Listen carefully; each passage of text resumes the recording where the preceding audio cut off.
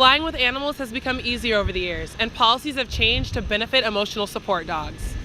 It is such a beautiful day here in Champaign, Urbana. I am loving the weather, as I'm sure other people are too, and I've yet to see any winter coats out today, but I have seen people in t-shirts, and this now marks day 9 of the GEO strike, and this is now the longest strike in UIUC school history. The Illini men's Division I club hockey team is heading to Columbus, Ohio for the ACHA National Tournament this weekend. It really stands out today, 95 degrees in Phoenix, Arizona. It is really hot there, really warm, dry, desert. Hey Illini fans, and welcome to this week's episode of The Eye. I'm your host, Naya Crittenden. Let's get started with the Illini Rewind. Larry Geese and his wife donated $150 million to the university this past fall. And this building where I'm standing, formerly known as BIF, is now called the Geese College of Business. And it is right here at the MTD headquarters that the day begins and ends for these bus operators. For UI7 News, I'm Naya Crittenden. Thanks, Sammy. I'm Naya Crittenden, and this week we are getting to know Illinois men's baseball player Bren Spillane. I'm Naya Crittenden, and today I'm joined in the studio by Illini track and field junior Devin Quinn. Hi, Devin. Hi. Well, that's it for this week's episode of The Eye. Make sure to check back in next week for more inside looks in Illinois athletics. Baseball is ranked number 25, and women's gymnastics is also ranked number 25. Hi. Thank you, Lauren. I'm Naya Crittenden here with this week's athlete profile. One player that stood out this past weekend was Illini women's tennis freshman Asuka Kawai. And that's all I have for this week's episode of The Eye. Make sure to check back next week for more updates in Illinois athletics. In NBA playoffs news, Steph Curry returned to postseason play last night in the Warriors' second game of the series versus the New Orleans Pelicans. The two-time MVP hasn't seen the court since March 23rd because of an MCL sprain, but he showed up to play last night with 28 points and 7 rebounds in their 121-116 win over the Pelicans in Game 2. Golden State leads 2-0 in the series, and Game 3 is Friday night in New Orleans. Well, that's all I have for sports. Back to you.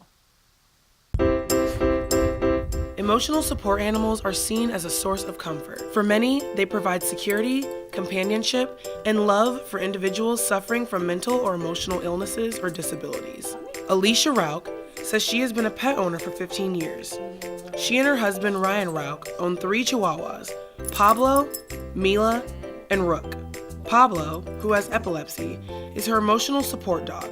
She says Pablo is kind, gentle, and he knows when he needs to be there for her. She says Pablo is very well behaved, but says emotional support dogs and service dogs are not the same thing. Like with service dogs, it's different. They do have to do those kinds of things. Mm-hmm. Emotional support dogs are a little different, and it's something that's newer to society today. So I feel like it's becoming more socially acceptable and people are understanding it more now. Alicia says she was able to get him certified through her physician, and he has documentation to be able to fly with her when she travels. And Pablo travels a lot. He has been to Chicago many times, to Nashville, he's been to Texas, he's been to St. Louis. Alicia says being able to bring him with her has even made getting through the airport a little easier. Flying with animals has become easier over the years, and policies have changed to benefit emotional support dogs. Alicia says she thinks there is a negative stigma surrounding emotional support animals, and she would like to see others be more open to the idea. I would hope that other people would do it. I encourage other people, especially if somebody has a condition that meets the requirements. Like myself, I have anxiety and I have depression, and so whenever I'm feeling like that, like to have my dog with me and to have him be with me, it's comforting and it helps me, get through things without having to take medication. For UI7 News, I'm Naya Crittenden. Chris Kennedy greets supporters and talks to local residents about his plan if he is elected governor. Kennedy was the chairman of the University of Illinois Board of Trustees from 2009 to 2015. In his time here, he dealt with previous strikes from the GEO. Kennedy says if he becomes governor, he wants to add $1 billion into university budgets in the state of Illinois. I want them to be what they are in other communities. That is the economic driver, the place where new knowledge is created, new knowledge that leads to the formation of new companies, that employ people, who pay local taxes, fund local schools, and educate another generation ready to begin that economic cycle again and again. But current co-president of the GEO, Gus Wood, says he is skeptical of Kennedy because he says he was one of the administrators who tried to break the GEO strike in 2009. So just adding $1 billion is only going to add $1 billion to administrative bloat. And we are totally against that. If they're going to add the money, then it needs to go to the students, the workers, and the faculty. Wood also says the university is currently working with a $3.6 billion revenue stream and that they already have enough money and are trying to become more corporate.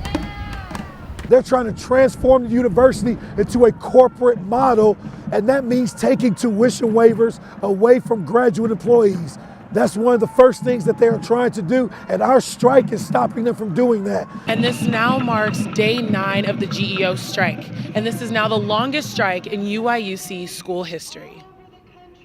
UIUC junior Diana Leal says some of her classes have been affected, but she says the strike matters because she's hoping to go to grad school. And I think it's important that the university meets with the GEO to give them a contract since they don't have one right now, and they deserve to be paid fairly. The GEO says they are willing to take this strike on week after week until their needs are met. For UI7 News, I'm Naya Crittenden. At the University of Illinois, bad weather causes bus overcrowding, especially among students who want to get to class without walking in freezing temperatures. Students like business majors Priya Gruschetti and Divya Kriplani wait inside the Illini Union bookstore and watch for their bus to arrive. It's pretty hard because everyone just rushes to the front so they get a spot on the bus because they have to get to class and they don't want to be late. And the bus drivers are pretty nice about it. They tell us to move back. They do the best that they can to make sure that the buses are running efficiently. The Mass Transit District, or MTD buses in Champaign, provides public transportation for the University of Illinois campus as well as around the community. MTD Director of Operations Tracy Pettigrew says they put their operators through almost 2.5 months of training and weather simulations. They got that whole span of time to learn our fare structure all the way up into how to drive in ice and snow and inclement weather conditions. We inundate them with information. We take them through all kind of simulations. We put them in real life environments. We do all of those things to make sure that they're ready for what we call the real world. Pettigrew also says they are able to determine the crowds their operators will encounter in real time from their office control room. On those actual kiosks, we have cameras, and we can be a little more proactive in looking at the loads by viewing the cameras in our control center to see what the impact of that stop is and what's the environment on the bus that's traveling to that stop. David Clark has been operating MTD buses for 3 years. He says what slows drivers down the most is traffic, but his goal is to keep his riders happy. So it does put us behind a little bit, which sometimes makes a driver anxious because you want to be on time, because you don't want people to miss their connections, but safety is the #1 concern at MTD. And it is right here at the MTD headquarters that the day begins and ends for these bus operators. For UI7 News, I'm Naya Crittenden. Yes, ladies, it is such a beautiful day here in Champaign, Urbana. I am loving the weather, as I'm sure other people are too, and I've yet to see any winter coats out today, but I have seen people in t-shirts and some in shorts. There are a lot of events going on today at the Quad, and a lot of people just around and out on campus. So really nice weather, and we're finally starting to feel like spring. We're finally starting to get that spring weather. Let's take a look at the fast gas. So today, 64 degrees, mostly sunny, as I said, really no clouds in the sky. The weather is starting to drop a little bit and the wind is kind of picking up, but it's not too bad. And the sun will set tonight at 7:41 p.m. And we'll get into more detail later when I go into my full forecast. That's all I have for you guys out here. Back to you in the studio. Hi. Thank you, Lauren. I'm Naya Crittenden here with this week's Athlete Profile. One player that stood out this past weekend was Illini women's tennis freshman, Asuka Kawai. Kawai is a neuroscience major who hails from Palatine, Illinois. She was a top 20 prospect in 2016 and was the #2 prospect in the state of Illinois. She also had a 21 overall record in the United States Tennis Association competition in high school, along with other accolades.